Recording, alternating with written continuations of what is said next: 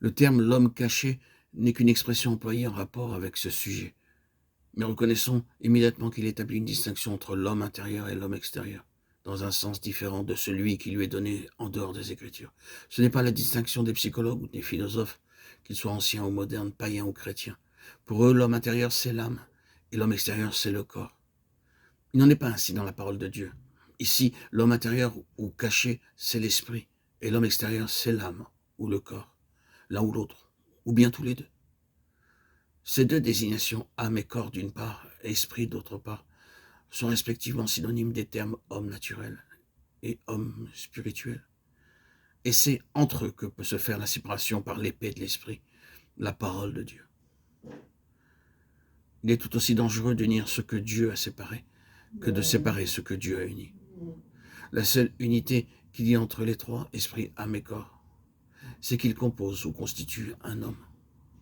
La traduction littérale de 1 Thessaloniciens 5, 23 est « votre personne tout entière » ou « votre homme tout entier » ou « tout votre être, l'esprit, l'âme et le corps ». Ces trois mots bien distincts sont employés en grec comme ailleurs. L'Esprit de Dieu n'emploie pas des mots au hasard, simplement pour l'intérêt de la variété. Les termes que Dieu emploie expriment des principes spirituels fondamentaux. Ce mot naturel, lorsqu'il est appliqué à l'homme, est comme nous le savons le mot grec « psychikos », dont la forme française est « psychique ». Spirituel est l'adjectif du mot « esprit »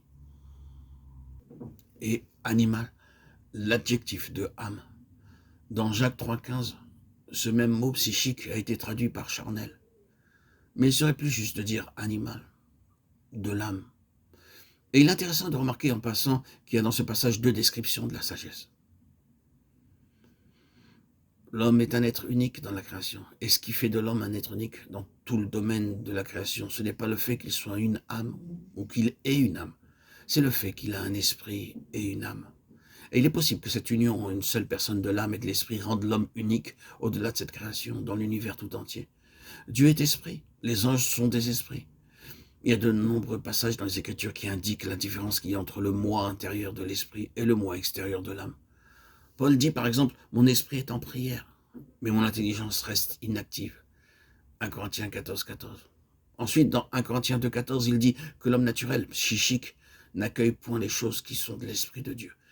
Et il ne peut les comprendre parce que c'est spirituellement qu'on en juge. Ou par l'esprit. Cette distinction est très soulignée dans le récit que fait Paul de la révélation qu'il a reçue. J'en viendrai pourtant aux visions et révélations du Seigneur. Je connais un homme en Christ qui fut, il y a 14 ans, ravi jusqu'au 3e ciel. Ce fut en son corps, je ne sais, Dieu le sait. Je sais que cet homme, si ce fut en son corps ou sans son corps, je ne sais, Dieu le sait, fut ravi jusque dans le paradis et entendit les paroles ineffables qui n'est pas permis à un homme de révéler. En ce qui concerne cet homme-là, oui, je puis me glorifier. Ici, il parle de l'homme intérieur. Puis, il poursuit en disant, en ce qui concerne exclusivement ma personne, je, c'est-à-dire l'homme extérieur, ne me glorifierai pas. 2 Corinthiens 12, 1, 5. Celui qui peut recevoir la révélation est l'homme intérieur. Et celui qui fait partie de l'extérieur n'est pas une raison de joie. Il est charnel. Remarquons ici, en passant, que les choses révélées à l'esprit ne sauraient être exprimées par l'homme extérieur, à moins que le Seigneur n'en donne le pouvoir. Dans un autre passage, l'apôtre demande les prières des enfants de Dieu afin qu'il lui soit donné de faire connaître en toute liberté le mystère de l'Évangile. Éphésiens 6, 19. Nous pourrions citer beaucoup d'autres exemples tels que « Selon l'homme intérieur, je prendrai plaisir à la loi de Dieu » Romains 7, 22. Et tout ce chapitre 7 dans son ensemble.